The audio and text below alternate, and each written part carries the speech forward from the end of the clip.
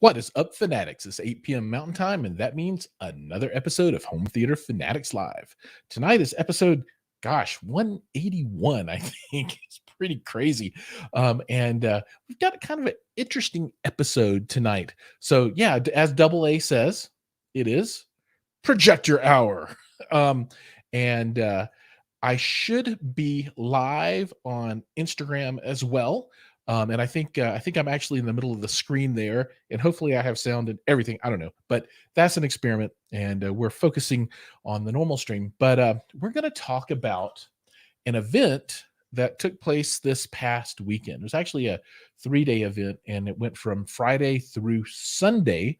From what I understand, I was there on Sunday, and this was held at a company called The Screening Room. They're a integrator here in Colorado. They're actually down in Colorado Springs, and they sell home theater, 2-channel, all that kind of stuff, and do installations, and it's really pretty cool. I mean, they have a lot of great stuff and a lot of great people working down there, and it was pretty exciting to have this event. But the event is, I think it's kind of drawn a little bit of controversy. So I'm just going to talk through, my experience there and what I thought about it and those kinds of things for those that were unable to attend. And, it's in Colorado, it's kind of out of the way. So not a lot of people were there. But I mean, for the venue, there were a lot of people, but it wasn't like there were hundreds and hundreds and hundreds of people there, right? There were probably, I was there Sunday, so that's the only day I know for sure. And there were probably 15 or 20 people there on the Sunday. I'm not sure exactly how many on the Saturday. It was likely more people on the Saturday. And then Friday, I think, was just a private event for a handful of people to look at some other stuff. But the gist of the event is that JVC and Sony primarily, Epson had one projector there. We're doing a head-to-head comparison of their projectors, and they were all laser projectors except for the lower end JVC. The Epson was on the lower end of the price scale as well. It was laser, but there was one bulb projector, and it was the JVC. So we'll quickly talk through the models. So, and the price points. Well, I guess before that, I guess I should give a little more foundation. The idea is that this was going to be was a kind of fair, even ground comparison of the projectors. So, a guy named Chris Deering, who's he is one of the more well-known folks that does projector tuning, calibration, so to speak, right? He was there and calibrated all of these projectors, and it was a lot of projectors, and it took him a long time. So my hat's off to him for putting in all that time to set up all these projectors so that they were calibrated as close to as to each other as possible, so that you could kind of have a apples to apples comparison of what you were looking at with your eyes. Now, that being said, there's a lot of stuff that goes into the setup of a projector. The different settings that you can choose inside of the unit. And my understanding is that the Sony rep was there, the JVC rep was there, and they had some input into some of the specifics there to help those projectors put their best foot forward. But the idea is that you should be able to sit down, look at the screen, watch clips, and then kind of see how they compare to each other. And that's exactly what we did. There were a number of reps, manufacturer reps on site. Let me get my list here. Sony was there, JVC, Kaleidoscape, and Panamorph. Although Panamorph, I think he bailed out on Sunday, like shortly after the beginning, or maybe at the first break. I think it was the first break. I didn't get a chance to talk to him, but he's local in Colorado. And for folks that don't know, Panamorph makes anamorphic lenses. They make the vertical compression style new lens that work well with DCI projectors. I've still got an old ISCO, however you want to say it, horizontal expansion, but that helps me with my throw to get it big on the screen. One day I'll step up when I have a pile of cash laying around, but for today it works out okay.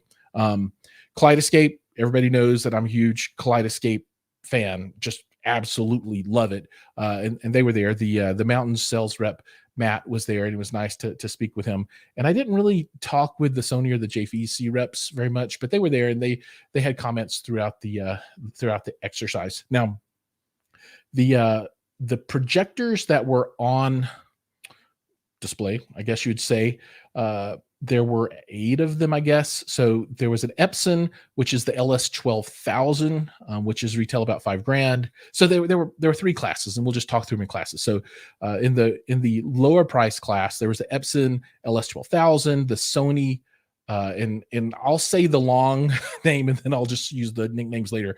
VPL XW 5000 ES, and we'll just call it the 5000, the 6000, and the 7000 for the Sonys, and then the JVC DLA RS 1100. So we'll call it the 1100, 2100, 3100, and 4100. A lot of projectors there, but this was mostly Sony versus JVC. But on the low end, Epson was in there mixing it up. These were all laser projectors except for the JVC 1100. So it was bulb, but man, say, you're like, oh, it was a bulb, but that it was really good. And I'll get to that as I talk through my thoughts about the different classes. The clips that were used, there were both SDR and HDR clips, and then a HDR clip that was rated at a higher nits level. Now, I'm not a Chris Deering. I don't eat and breathe this stuff all the time, but most content is engineered to or mastered to a certain level of brightness, but occasionally there'll be a movie that's engineered to a different level. And he wanted to show that. So we could compare with those. And that clip was from the Meg. The big shark thing, right? It supposedly is super bright. So they had to do some special stuff on that one to make things kind of even footing. But the clips were in SDR, Ghostbusters Afterlife, Gravity, and it was a very, very dark scene. It was a picture of the space with the astronaut floating around in and out, super, super, super dark. And then in HDR, we had a Black Panther scene, which was also very dark, not as dark as Gravity, but it was still pretty dark.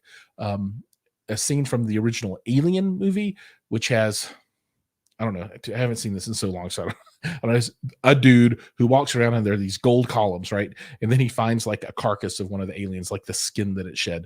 Godzilla versus Kong, when they're fighting in some big city, maybe it's Tokyo, there's a lot of neon lights and super bright weapons and the blasts of stuff out of Godzilla, super bright. So all these big bright neon things. And then Farmageddon, which is an animated show, a movie, and it just, animation is kind of a different thing, and it had a lot of different pieces of the scene, right? Some dark stuff and some bright stuff, but when you put all these scenes together, it's, there's pretty much a little bit of everything: super bright, super dark, and then what I call pedestrian or kind of typical daylight scenes that aren't super bright but aren't dark and really show off the contrast. So those were the scenes that we watched. All of them came off of Kaleidoscape, except for Farmageddon, which was a imported 4K disc. I think it was 4K. It might have just been a Blu-ray. And I'm not going to go through all the technical specifications for all of these projectors, because you can go and look that stuff up if you'd like to, and look at those specifics. I'm just going to give you my thoughts about as we looked at these comparisons and my take home, right? And I guess my first take home is that I would take any one of these projectors over the projector I have now, which is a Optoma UHD 65, which is fine, but man, it bans way too much. So Keeping Up with the Jones says that Farmageddon, I don't know about the movie Armageddon. We watched Farmageddon, so maybe Farmageddon was SDR. I'm not sure. It could, I can't remember at this point. Maybe it was standard. But I would be very happy to take any of these over what I have. They're all great projectors, and you kind of get into some fine differences in some ways, but some not so fine differences in other ways. So I think I've covered off on all of the stuff. Oh, this was on a Stewart Studio Tech G4 1.3, I believe. This was a 16:9 screen at about 120 inches, I think. It was not acoustically transparent. So this would never be a screen that I would use in my theater, right? If you're not going AT with your center channel behind the screen, I think it's a fail, right? But that's just me, right? But the screen is supposed to be one that is kind of reference-ish, right? So if you want to compare, this is kind of the screen that you would use, that everybody else would kind of use to kind of do the comparison. So that is what it is. There were no anamorphic lens used or anything like that. So again, not necessarily real world, meaning how you would implement this at home, because if it's me, I'm going to have a scope screen that's acoustically transparent with some kind of lens in front of it, that makes me have the experience that I want to have in my home. This was more of we're going to make this plain, and we're going to really make it kind of an even footing, nothing special, nothing crazy. Let's see what these things look like. All right. So round one, ding, ding. It was the Epson 1200 or 12,000, $5,000 versus the Sony 5,000, $6,000, and the JVC 1100, $7,000. The JVC is a bulb, and the other two are laser. So you're going to have a kind of, I think, theme that you hear me talk about as I go through the discussions here. So ultimately for me, at the end of the day, on the test, when you compare the Epson and the Sony at this level, they were pretty close. I kind of lean toward the Sony at the end between those two. And everybody has different eyes and sees things a little bit different. People talk about, the crispness of the Sony and this, or maybe the colors or whatever. But for me, I preferred the Sony just a bit over the Epson, and it is $1,000 more. But then you bring the JVC into the mix, and this is what I saw across all of the price levels, right? In the everyday kind of shots, meaning like me right now, just talking in a room or something like that, right?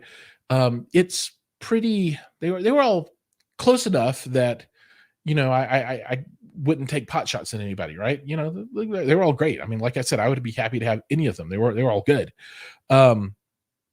But when you go to those really, really dark scenes, and this stood out with these three projectors, the JVC performed fairly significantly better than the other two. On the black scenes, the contrast was so much better. The darks were darker, and the lights were lighter. It was really, really nice. Now, that being said, if you took and plopped any one of these projectors beside an OLED television, there's no comparison. OLED's going to destroy them all, right? I mean, probably the crappiest OLED is going to look better than any of these projectors. So you got to understand that the black bars, the velvet on the screen edge was way blacker than the black bars that we got, because these were all anamorphic movies on a 16:9. So you had the black bars at the top, or the dark gray bars as they were for any of these projectors. But that's projector world, and that's to be expected.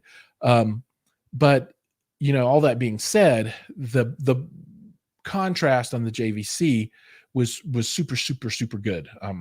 And, again, I'm kind of a lay person when it comes to this. I don't look at projectors every day, but this really was eye-opening, the difference there. So I liked the JVC in this class. All right, now you step up, and the next was the Sony 6000 versus the JVC 2100. And you're looking at, and I hope I have these prices right. If I don't, let me know, and I will. We can call out a different price, but I believe these are correct. For the Sony 6000, $12,000, and for the 2100 from JVC, $11,000. So just a little bit less than the Sony. Now, as you start moving up into these higher levels of projectors, they get lots of extra features, and a lot of features were not used in this shootout because they were trying to make things kind of apples to apples. So there's a lot of stuff that I just can't speak to because I've never seen it, like color filters and all this other stuff that wasn't used. And supposedly you can make the contrast even better on, I think, the JVC on the higher end units than we were able to see just because of the way that these were set up. But at the middleweight, the $12,000 Sony versus the $11,000 JVC, the experience that I had was about the same as the prior set, right? So in regular footage, either or, I'm like, okay, it's so close. The only way you'll be able to tell the difference is if you're just sitting in front of it, right? Colors were slight. I mean, they were calibrated to the right color. I mean, everything was, very, very similar, but you can see some difference in saturation, maybe slight difference in sharpness or fineness. And I think that's kind of personal preference. So one or the other, take it or leave it, whatever. But again, on the super dark scenes, the JVC edged out the Sony, in my opinion. Then we looked at the 3100 from JVC by itself just to see it, and that was 16,000, I believe. And then we got up to the heavy hitters, right? And these, this is the 4100 from JVC at 26,000. It's got a humongous lens on it. I mean, that sucker's big. And then the Sony 7000 for $28,000. So you're about $2,000, I guess, difference, 26 versus 28. But man, we're definitely in car territory now. So, these are definitely not for the faint of heart, I guess you would say. Yeah, definitely not. But again, kind of the same results. As you move up, all the picture quality is getting better and better and better. The performance is better, but I think comparatively, I had the same experience. Now, I was a little concerned about all of this because I really did think that the Sonys would show a little bit better than they did here, and I don't know why the contrast levels were not as good as at least I thought they would be, and I think other folks kind of felt the same way. And I really want to see the Sonys again. Maybe there's firmware or something that could, I don't know, but the JVC did seem to run away with it a bit, like I said, in those special scenes where things were very, very dark, and you could really see the contrast difference. Let me see. So any questions out there or comments? Epson rep wasn't there. No, there was not an Epson rep there that I am aware of. Amazing. JVC is such a leader in the field. Yeah, I mean, JVC they've been around for a while and doing this stuff, and I can't complain at all about what I saw. It was really good. Let's see. Matt Wolfong says, can't stay for long, saw that it was live. Does anybody know when the Sony 6000 actually releasing? I've had Best Buy order to. I don't know the date. All of these, I think, were pre-production models, or maybe first run model. I'm not sure, but I think there are a lot of people in the same boat as you, waiting for these to come out. But I don't know, and I don't know any of the reps at Sony. I would like to have had Sony or JVC or somebody in on this episode, but I don't know any of the folks at those companies. So if anybody out there knows the folks, please give me an introduction. And then KUWTJ says Farmageddon was SDR, and he also says that it's definitely a reference screen. Jiles prefers audio over video, so we never choose a non-AT screen. No, it's not that. I don't prefer one over the other. What I prefer is having an experience that's similar to what you would have at a commercial theater, but even better. And in no world at a commercial theater will you have your center channel above or below the screen. Just isn't done for obvious reasons. So that's what I'm trying to emulate, right? That's what I want. I want the vocals, for the most part, right? The spoken parts, anchored in the center of that screen as much as possible, so that it feels like it's coming from the screen and you don't ever get any of that up or down. So it's not a preference of one over the other. It's a preference of, this is how I want my experience to be. Like I said before, that's my experience. Anybody else can look at it from a different point of view, right? So when you watch television, you can't put center channel behind that, right? So obviously it's got to go below or above, or you just do stereo and then you phantom center channel, whatever, however you want to call it. But for projection on a big screen, I like that center channel. Kevin says, "Good evening, all." Good evening. Hey, good to have you here. Awesome. So it seems HDR hurts projectors more than help them. Well, the thing about projectors in HDR is that at the level that any of us, well, I'm assuming there could be some people that have a lot of disposable cash out there. HDR from a Dolby Vision point of view doesn't exist today, right?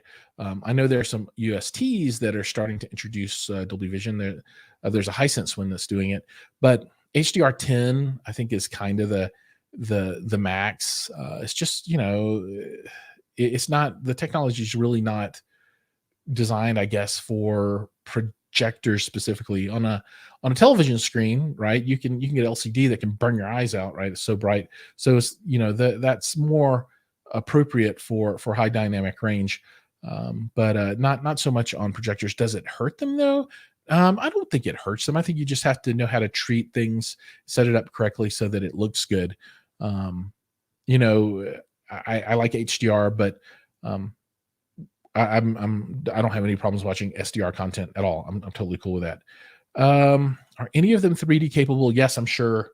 Many of them are, but off the top of my head, I don't know. I have to look it up. If anybody does know, please let me know. I'm guessing that the higher end models probably are, and the lower end models are not. And then there's one of the lower end models, maybe I think it's the Sony, that doesn't have a lens memory, right? And for most people, that's just a non-starter. If you don't have lens memory, motorized lens memory, it's just not going to happen, right? Because when you go from that 16:9 up to a scope movie, you got to zoom it in, right, to get rid of the bars, and you just gotta have it.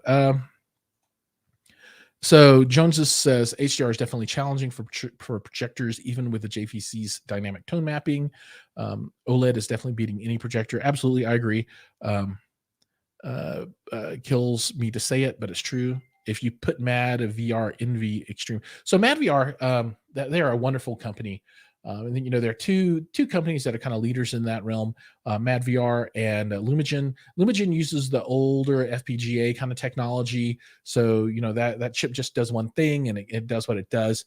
The Mad VR Envy is based on I think a Linux kernel, so there's a lot more that they can do with that, and they can give it a lot more horsepower with the GPU and that kind of thing. So I think in the long run, the Mad VR Envy Extreme is more powerful than the Lumagen, but there's a lot to be said for both the products. I own neither of them, so I can't. I would be happy to own either of them. But the one take home though is that any external video processor can't change what your projector is capable of, but it can add a lot of features that your projector might not be able to do. So like if you want to have like some automatic aspect ratio adjustment and all that kind of stuff, right? That it's really, really cool. And like there's a adaptive stretch kind of setting that you can use to stretch.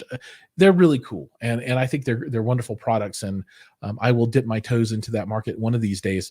But just remember, they can't make a projector do more than what it can do, with its hardware. They don't change the hardware. So he says you get damn close to it OLED with the Mad VR. Let's see what else we've got here. I agree that 11K for the Mad VR Envy Extreme is quite a bit of cash. You're probably looking at a $1,500 computer, and then the rest is everything else that you pay for there. But is it worth 11K? I think that's individual person's decision. If you're looking for the best experience that you possibly can have, though, that's something that has to be paid. No question about it. A Facebook user. Hello, Facebook user. No value quite like Epson. Agreed. Agreed. Okay, so this is one thing that I've heard people say before. So you can take a HTPC and run Mad VR on it. But when you do that roll your own, all you can watch is content out of a tool that you run on that PC. So you can't take like an external Blu-ray player, 4K Blu-ray player, and feed it into your PC and capture that, and then watch it. Now, I think that MadVR is just using hardware off the shelf that you can buy anywhere, and it's just their software that's the special sauce. So any of us could probably build a PC to the exact same spec with off the shelf parts with MadVR. But I think where things are locked down is only their special code in their commercial products will allow you to do the modification or tuning of the video that comes from an external source, right? So you have to use something like Kodi, XBMC, whatever you want to call it, and Play to use the roll your own, install it on your PC free-ish version. All right, we have, am I still going here? Yeah, I think I'm still going here. Check. All right. We have Matt says the Sony 6000, 7000 are 3D compatible, but you need to get a 3D emitter and a mini jack sync cable. I don't even know what those things are. Maybe the 3D emitter is for glasses. That would seem to be what it is. The 5000, the low end, is not compatible at all. And he says he got his 3D emitter and cable from Expand Vision. Cool. That's awesome. Awesome to know. More stuff to learn about the Sonys. We talked about the release dates. Thank you, sir. I appreciate that, Matt. It's all good. All right. I bet in 5 years, OLED will be 120 inches and more affordable than these projectors. So here's my my guess for the future. I'm going to predict the future. I don't think they're going to be selling 120-inch screens in Costco. You get to the point where things are just too large and you get into breakage and that kind of stuff. But what I think they will do is at some point, the tile style of television will come into vogue for those that want to go that big. So you could buy, the equivalent of 4, 60-inch televisions, right? And tile those together into a 120-inch screen, right? And then have, the hardware, they'll bake it in somehow so that it knows that there are 4 tiles and you just plug it all in and it's good to go. And maybe there's a big frame that you put together and it snaps in or something like that. I don't know exactly how to look, but I think that's going to be how we get into the larger aspect ratio or larger size screens. And you can see that already with I think the Samsung The Wall, I think it is, and those kinds of things. So I agree that all that stuff is coming. Is it going to be within 5 years? Man, that's another good one. I don't think so. I don't, I think we would be hearing a little bit about, okay, they have this product in development and it's coming. So I don't think, okay, let me read a little more into your statement. So in 5 years, 120 inches of OLED will be more affordable than these projectors.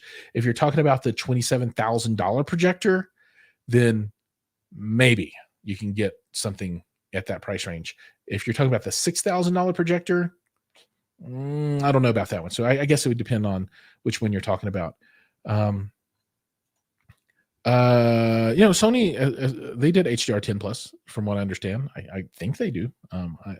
They definitely were playing the HDR content that was out there, and it was HDR10. Based on what you saw on the shootout, would you get the RS2100 to get the RS1100 and pocket the change? Okay. All right. So I think this is a good time for me to give the overall impression that I have. So Bullnut17, thanks for the question, because this is important. If I were spending my money on any one of these projectors, I would buy the RS1100. And I know it's not a laser, and it's not as good as the higher end JVCs or Sonys, but I think at the price point for the performance that you get,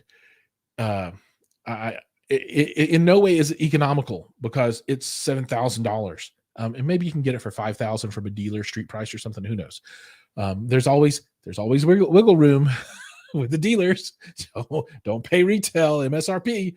But I would absolutely go with that one and save the rest of the money, because you're looking at $9,000 in difference or something like that, or between the 11 and the 3100, and then from the 11 to 2100, $4,000. That $4,000 could go a long way toward other things, and I don't think you'll really miss it too much unless you're just like the biggest home theater buff and you spend a lot of money on this stuff. Then yeah, spend $27,000, dude. Get the big one. Absolutely, you should. It's better. It is demonstrably better. But I think if you are more of a cost conscious buyer, and I'm very cost conscious about everything, I think for the performance, that 1100 is absolutely stupendous. I mean, it's really good. I would totally do that. And thanks for that question. Double A says 128 screens won't fit down basements. No, you have to have them. You'd have to do like a tile version, right? 128 screens is humongous, right? You can't move it around. A projector screen, you have to assemble it in the room where you're going to hang it at, right? So that's another issue. You might be going to get 128 screen like into a living room that's by a front door, but when you start trying to make turns and go downstairs and stuff, probably not going to happen. Probably not going to happen. All right, Gary says the LS1200 does HDR10 plus. Okay, awesome. I'm going to assume that it does. So thank you for that. That's great. JVC stops dealers from giving discounts MSRP only. Yeah, I've had many a dealer offer me discounts off of MSRP. Just saying. I'm not going to call out the dealers. And I've never done business with the screening room, so I've never talked with them about pricing. So I'm not talking about them. I'm just talking about other folks that I've talked to in the past have offered discounts. So bad dealers who did that. Shame on you. JVC would be outraged if they knew what you were doing. How does the Epson 5050 compare to the RS 1100? I would guess that the RS 1100 just destroys it. That's just my guess. I don't know. I've never seen the 5050, but if the 5050 is not as good as the 12,000, then for sure the 1100 is going to be better. But I've never seen the 5050, so I don't know. I haven't seen the 5050 or the 5060 or the 6050s, or there's a whole bunch in that time frame that I'm not familiar with. Good review for the 1100. Yeah, I think so. I mean, I was really super impressed with the 1100. I can't say enough about it. It's really, really great. I think JVC has hit that one out of the park. It looks really, really good. And man, I can't see anybody knocking it. Maybe it doesn't have a feature that somebody wants or something like that. And maybe there's some folks that are like, I'm done with bulbs. I'm only going to do laser from now on out. And it's not a laser. So you have to step up to the 2100 for that. But for me, I'd be so enthusiastically happy to have one of those to mount in my room. And I'm just curious if that would work for me in my room, because I would like to take that and put like a Panamorph Paladin or whatever it is, the vertical compression anamorphic lens on it. But I think I might end up with throw problems in my room. So I have a smallish screen. It's like 113-inch scope, right? But I've only got about 13 feet of throw. So I don't know if the 1100 with a vertical compression lens would be able to fill up 113, 114, whatever it is, scope screen with a 13-foot throw. If anybody out there is a projector specialist and knows off the top of your head if a 1100 could fill a scope screen with a lens at 13-foot throw of a 113-ish diagonal lens screen, please let me know, because that's a question I'm going to have to figure out at some point. All right, so Popcorn. Hey, Popcorn. I was going back and forth between the JVC NX7 versus Optoma UHZ65. So, and you got the laser Optoma. Oh, I've never seen the UHZ65. I would love to see it. It's not DLP, I guess, like the regular 65 is. And my knock on the 65 is that the contrast isn't very good, and it bands like crazy. I mean, it's like color, looks like a rainbow, right? So I'm really unhappy with it. It's not all the time, but there are certain scenes where it just bands up, right? And it's just like, woo. And so I've been living with that for a number of years now, and the price point was right, and it got me a projector, and it's still there. One day I'm gonna upgrade to something. I don't know what it's gonna be, but Optoma has been great. I had to send it in for service for a firmware update once, which is a weird thing, right? You can only do on this model, the firmware update, it has to go back to the factory to be updated, which is super annoying, right? I want to update my firmware. Why can't we do the firmware? But anyway, that's a whole different story. Plastic lens on the Sony 6000. I don't know. Let me maybe I can share this up and we can look at some of the stuff. So let me see. Share screen. Let's do a Chrome tab. Sony. There we go. Share. All right, and then I'll add this in. Add the screen. Okay, and I think this might get a little squirrely for those on Instagram, but bear with us. There's 16 of you out there watching right now. But okay, here we go. So question was about the 6000. All right, this guy right here. So it's a native 4K SXRD laser, 2500 lumens. It's got an all-new native panel, wide dynamic range, flagship level X1 dual database processing. Okay, blah, blah, blah. I don't know about the lens on this. Picture position memory. I don't think this one has got a. I don't think it's got a motorized lens memory though. I think it's got the memory, but I don't think it does the stuff automatically. Well, it just says it's got motorized lens zoom. Oh, I guess it does. All right. Okay, and then wide lens. Well, you can use your legacy anamorphic lenses with ease. Well, I and then they show that looks like a Panamorph lens to me. I wonder how this would work with the cylindrical ISCO lenses. I don't know. It says vertical stretch. What the heck is that? I know horizontal stretch and vertical compression, but I've never seen a vertical stretch lens. So that must be a lens that I'm just completely unfamiliar with. So I don't know. So I don't know. I don't see anything talking about the lens material specifications, display, light source, processors, all kinds of throw ratios. Yeah, I don't know. It might be plastic. I have no idea. All right, let's go back. Hey, got my face back again. Okay. Choice between the Sony 5000. Oh, maybe the 5000 Sony's the one that's not motorized because that's the lower end one. Yeah, I think that's what it is. I think the 5000 is not motorized and the 6000 is. If I had a choice between the 5000 and the Epson, I'm going Sony. So Bobby Digital, I'm going to pick the Sony on that one. They were pretty close though. But I'm gonna go with the Sony. After watching Top Gun 2 the second time, my buddy said there's no TV that can do that movie justice. If you're talking about experience and you want a big screen, then think you're right. Unless you get like 140-inch The Wall from Samsung, that might do it. But it's nice having a humongous screen up there to look at that stuff. Yeah, only a projector and full surround sound with Atmos and subwoofers. Yeah. Still waiting for that Panamorph lens video. Yeah, well, we for a Panamorph specific thing, I don't think Panamorph is going to loan me one out to play with. So it might be a while waiting on that one because I'm not about to pony up money for a Panamorph lens today to use with the projector that I don't own. Now, if I had that 1100, man, I might have to find a way to get the lens for it because that thing's so good. I think what I'll do is wait a couple of years and try and find one on the used market. Maybe I can get it for 3,000, half price or something. At 3,000, I'm in. I would buy one right now for 3,000. I just no problem. For 6,000 or 7,000, I can't do that. We're trying to save up some money for some property and stuff, so can't make that big of an investment. But that's kind of my projector upgrade thing. A couple of years out, try and find one of these guys that's used and try and pick something up that's not too inexpensive. And then, just understanding that maybe I'll need to put a new bulb in or something like that. All right. So I think I've caught up with all of the questions.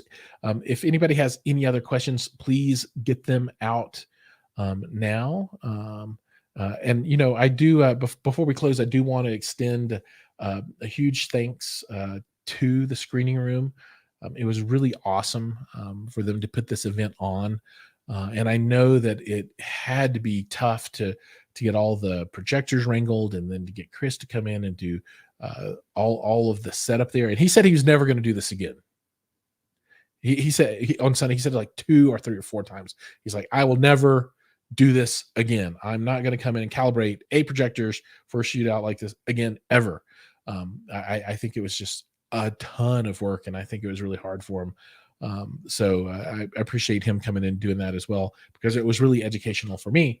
And I appreciate the screening room for doing it too, because it's nice to see things on a very level playing field, so that you can kind of understand really what's going on and be able to make educated or develop educated opinions about things. So it's not so much of a guess and that kind of stuff. So thanks again to all the crew on that side of the house for putting the event together, and for extending invitation and giving me a seat there to come and check stuff out. So for all the folks out in the audience, Bullnut, Double A, Bobby Digital, Edgar Zamundio, Anthony Shiro, Gary Foe, a bunch of Facebook users, Matthew Wilfong, I think, and if I'm messing up your names, I apologize. Keeping Up with the Joneses, who else? Let me keep scrolling up. Hi-Fi Haven, thanks for coming. I love to see everybody here in the audience. Yeah, those are the folks that I can pick out. Oh, you're welcome, Double A. I'm glad to, and it's kind of fun to see this kind of stuff. I would say that anybody that can make it down to CEDIA in September, you should go down and check that stuff out. There's going to be a lot of good gear there, and it's kind of a B2B show. But if you really want to go, I'm sure we could find passes from some company to get you on the floor there. I'll be going as press, and I'm going to take a bunch of pictures and video and make a bunch of reels and that kind of stuff, and get that content out there. Okay. I think I have talked to my voice out for the day, so we're going to go ahead and close it up. Wonderful event, and I can't wait for the next screening room event. It was super educational, and it's really helped me understand what I want to look for in a projector. And if you guys are looking to make a purchase from someone, hey, why not look up the screening room and give them a shot? I don't get any kickbacks, unfortunately, but you can tell them I sent you. Maybe I can twist their arm one day or something. I don't know. At least they'll like me more knowing that I helped them get a customer. Yeah, please give them a look, and if you could send them a note and say thanks for the coverage. It was really nice.